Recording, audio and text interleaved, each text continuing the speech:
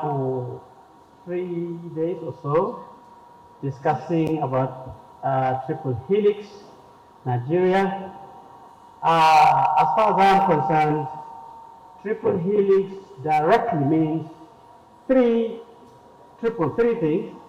Helix is what you inherit from genes, that they come together for progress. But in our sense, it's for prosperity, it's for success, it's for pushing our people to live well in the country.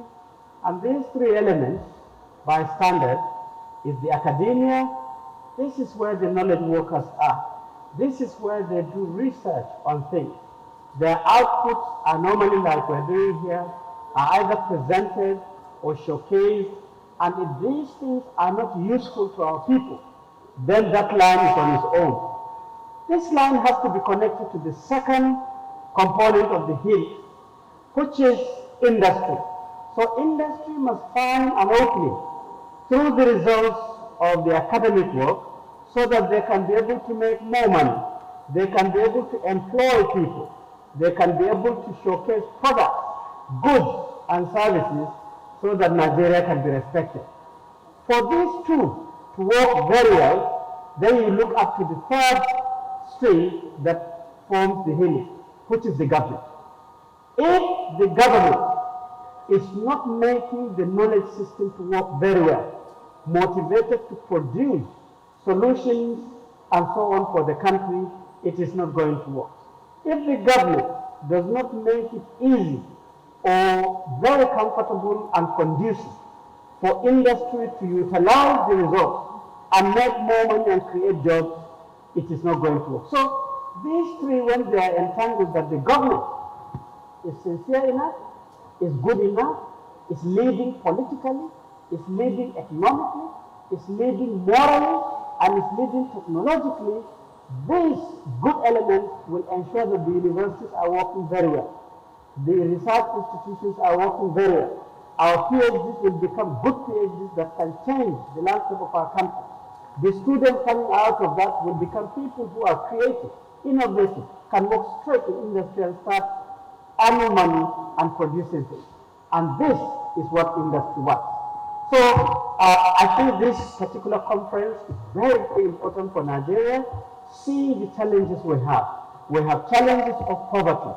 Triple helix, if it is good, poverty will run away. We are having challenges of insecurity. Some of the insecurity we have are very primitive insecurity. Even the people who are killing people, you see that they don't have shoes. They don't have good dress. If the triple helix is working, that kind of insecurity will run away. Why? Because these people will have something to do, they are earning money, and nobody can destroy a functional system. Number three, we are seeing intense corruption in our country. Again, if we are working together, evolving solutions, and industry is pouring its own energy for people to be happy, the corruption will go down. So this conference is fantastic as far as I'm concerned.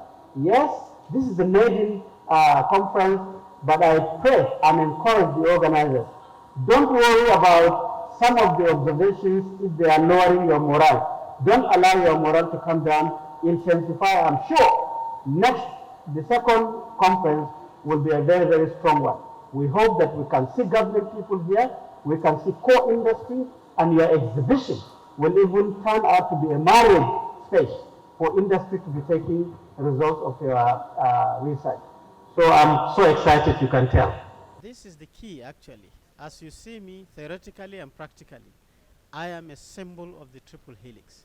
I'm an engineer by training to start with.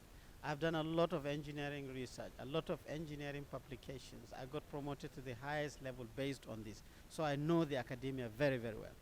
While within the academics, doing this academic work, I have had patents of inventions and innovations that I have come up with. So I understand intellectual property and also intellectual property rights system and commercialization. So that is now the linkage, the transfer of technology to industry. I have also participated directly as an employee of industry, plus I did a lot of consultancies ensuring that technology moves into industry, particularly through my services at NOTAP. So I know connectivity of the academia to industry.